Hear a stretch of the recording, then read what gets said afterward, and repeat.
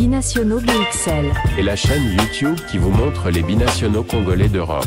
Les binationaux de Belgique, France, Allemagne, Grande-Bretagne, etc.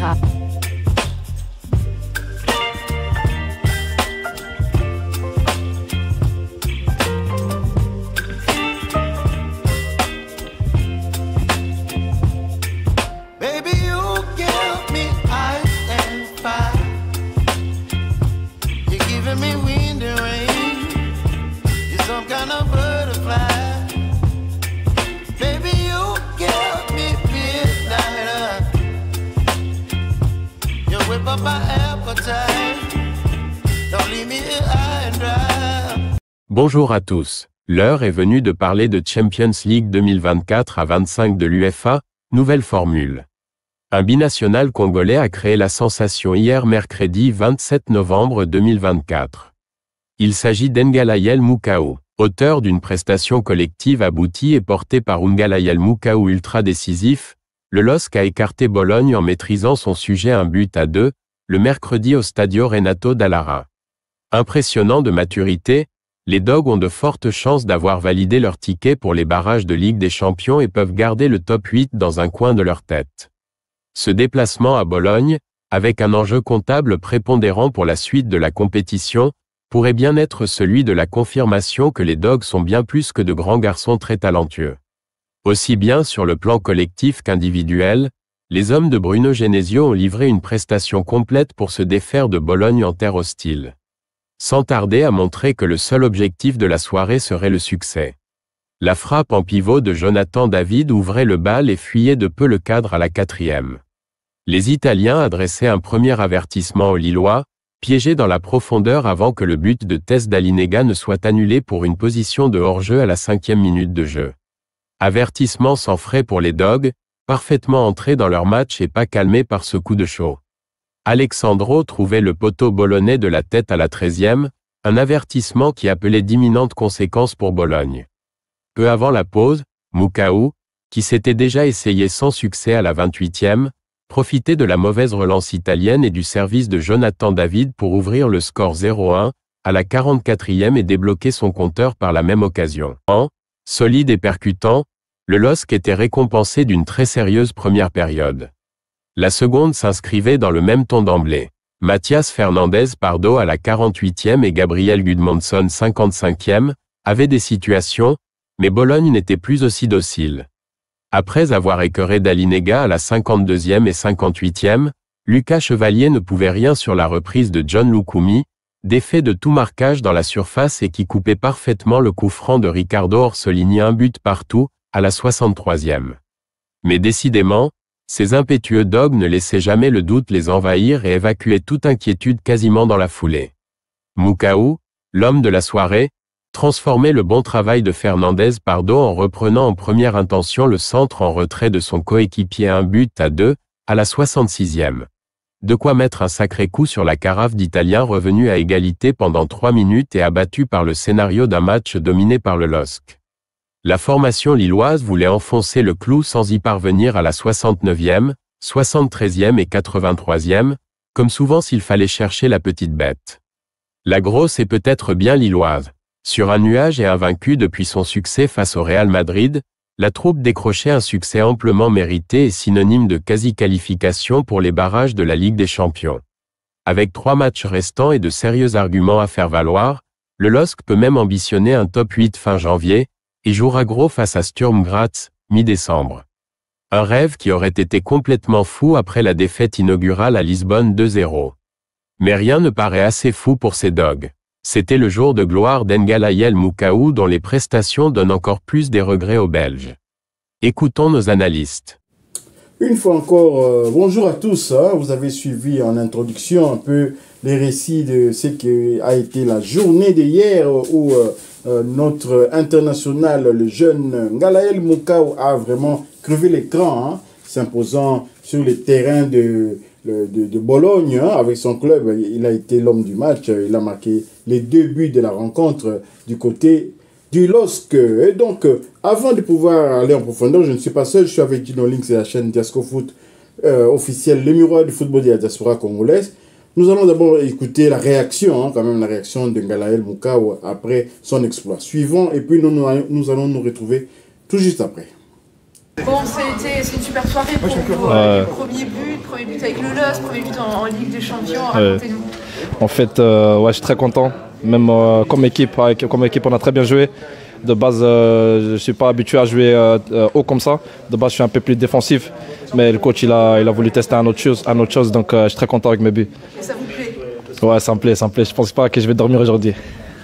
Racontez-nous ces 2 buts, comment vous les vivez de l'intérieur?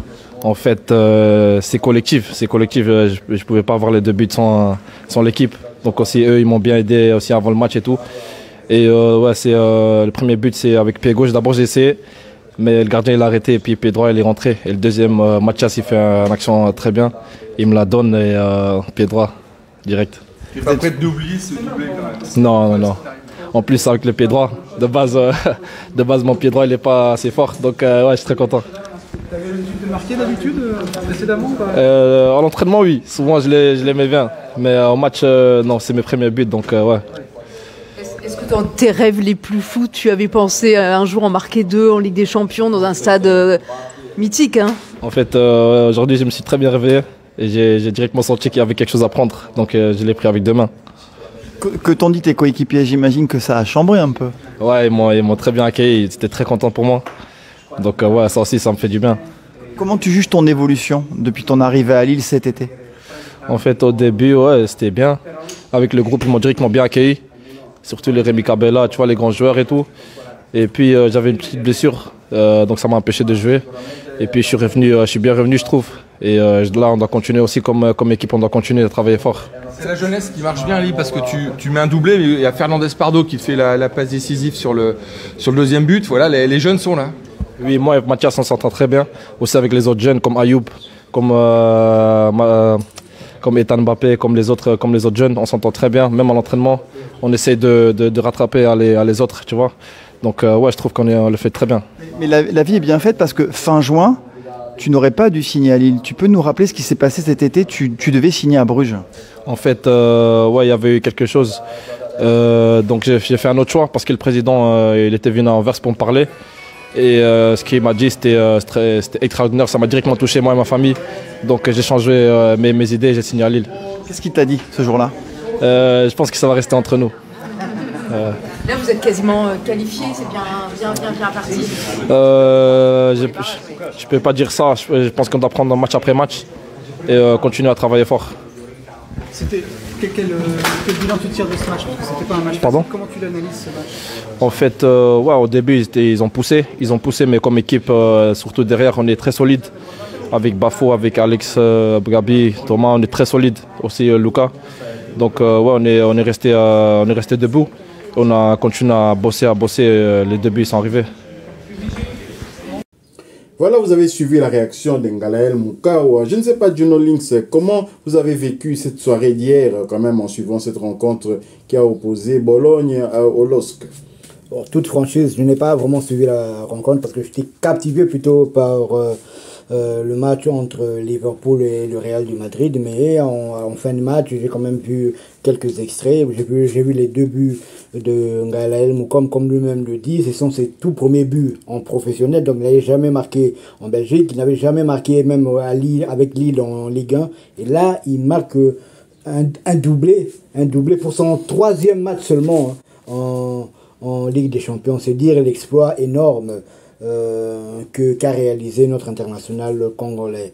Et pour dire, il faut dire vrai aussi, il faut saluer aussi le coup de génie de l'entraîneur Bruno Genesio qui, c'était pas prévu que Ngalaël Moukao débute cette rencontre. Il a préféré le mettre à la place de Rémi Cabella, qui joue d'habitude à cette place-là. C'était la première fois, comme lui-même l'a dit, c'est la première fois qu'il évoluait à ce poste-là de milieu offensif. Donc il était tout juste derrière l'attaquant de pointe Jonathan David, et ça lui a réussi. Il a marqué 2 buts, félicitations à lui. Et il rentre quand même de plein pied dans le livre de records de plusieurs, le livre de records de la Ligue 1, car avant lui, il n'y avait que 3 joueurs qui avaient réalisé cet exploit à cet âge-là. Il faut dire que Ngalaël Moukao, il a 20 ans et même pas un mois, je pense. Il a 20 ans et quelques semaines. Mais avant lui, il y a eu des joueurs qui l'ont fait un peu plus heureux. Il y a Mbappé, Benzema et David Trezeguet pour excuser du peu. Donc ces trois joueurs comme point commun, c'est qu'ils sont tous des numéros 9. Mais Galel Moukom, c'est un milieu défensif.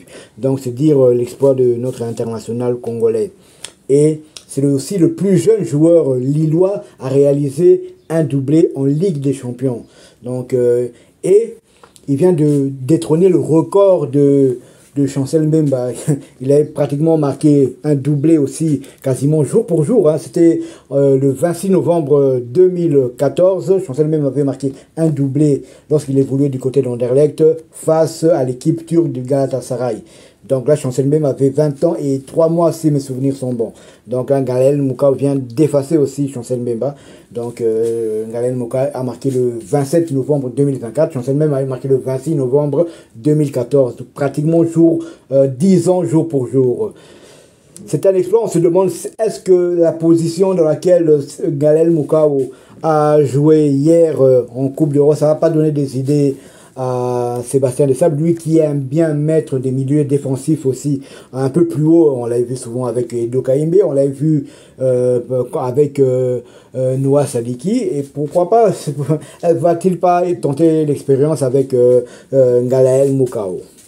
Je vous invite à revoir encore la rencontre qui avait opposé la RDC à l'Éthiopie, à Kinshasa, défaite quand même des Léopards, 1-2. Hein, et vous allez constater que Ngalael Moukao était aussi positionné un peu haut. Hein, et d'ailleurs, au début de rencontre, on avait donné un peu du fil à retordre à cette formation éthiopienne. Est-ce que le coach Bruno Genesio, qui n'est pas un inconnu pour les Congolais, parce que c'est un ancien coéquipier de Jeune Kabongo lorsqu'ils étaient ensemble du côté de l'Olympique Lyonnais, hein, il faut reconnaître que par ses débuts, Eugène Kabongo avait vraiment été le meilleur joueur d'abord de Ligue 2 de cette année-là. Je crois que c'est l'année 87 ou 88, si ma mémoire ne me fait pas défaut.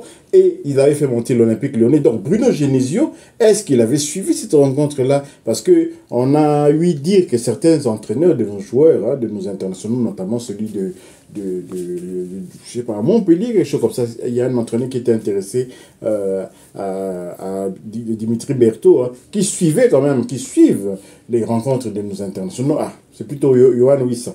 Et donc, est-ce que Bruno Genesio avait observé que Ngalael Moukao pouvait être quand même dangereux en positionné très haut comme ça dans la rencontre, ou alors c'est un pur hasard? Alors de cette manière-là, nous invitons Sébastien Desables, bien évidemment, à pouvoir emboîter les pas à Bruno Genesio, et pourquoi ne pas laisser à ce poste-là, parce qu'il est capable aussi de défendre, hein, ce qui normalement on ne rencontre pas cette situation avec Gaël Kakuta, qui d'habitude qui a les faveurs de Sébastien Desables, même blessé. Donc on a constaté que Moukao, positionné haut, est capable de prendre des initiatives, malgré que la rencontre s'est jouée quand même à l'extérieur.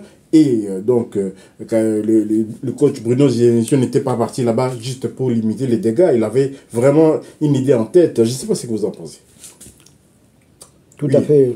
Donc, oui, c'est vrai, comme lui-même Bruno Genesio l'a expliqué, il voulait un joueur qui puisse aider l'attaquant Jonathan David au pressing, et comme Ngalael Moukao, c'est un joueur qui a quand même du coffre, comme on le dit, physiquement il est très fort, et balle au pied aussi, il n'est pas là, même bien qu'il soit un milieu défensif, c'est un joueur qui récupère aussi énormément de ballons. Il voulait empêcher les défenseurs de relancer très vite. Donc, comme on dit souvent, la meilleure défense c'est l'attaque. Donc vraiment, Bruno Genesio, l'idée c'était que de défendre très très haut, et là c'est pour ça qu'il avait placé Ngalael Moukao, et ça l'a souri. Non seulement Lille n'a pas pris une casquette, hein, du côté de Bologne, c'était 0-1, et puis Bologne a égalisé. Ensuite Ngalael Moukao a donné le but de la victoire. Donc vraiment le principe de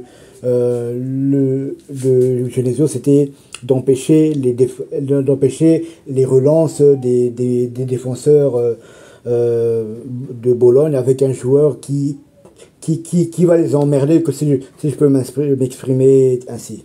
Oui, donc voilà, Ngalaé Moukao, qui a quand même fait l'unanimité un peu dans la presse. Même les Belges ont réagi. Hein, et puis nous, ce qui nous rend encore fiers, c'est lorsque on entend dire l'international congolais. Désormais, on parle d'un international congolais. Et donc la Belgique peut vraiment avoir ses yeux pour pleurer. Hein, parce qu'il y a des moments, il y a des joueurs comme ça qui attendent leur sélection et ils sont un peu traités avec mépris. Désormais, la RDC aussi est attentive à tout cela. On peut évidemment aussi récupérer des binationaux de premier ordre, hein, parce qu'avant on récupérait un peu ce qui restait, mais maintenant on récupère un joueur qui était capable également aussi d'être titulaire chez les Diables Rouges, hein, plus que même certains autres, je ne vais pas citer les noms ici, hein, mais Ngalaé Moukao quand même a réussi quand même, est-ce qu'il n'avait pas joué contre le Real Madrid, hein, il était blessé je pense, c'est dommage, mais quand même, nous estimons que Lille a déjà réussi sa saison européenne. Hein. Ça peut encore aller mieux. Vous avez suivi en introduction que leur prochain adversaire, c'est Sturm Graz, je crois, les clubs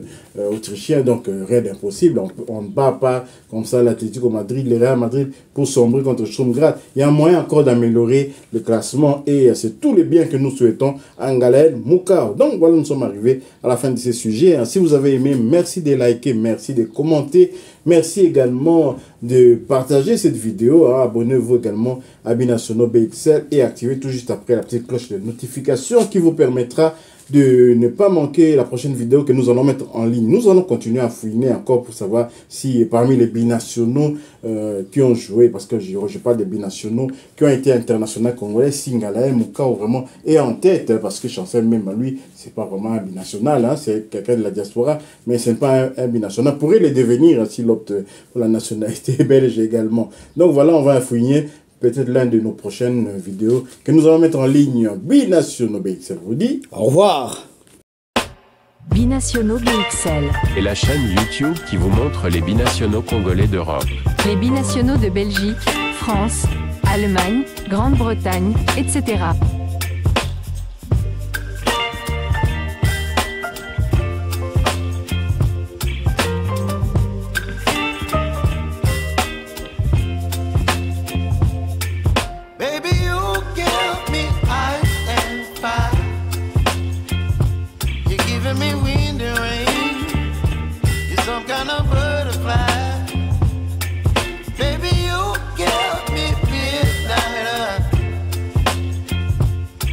Papa.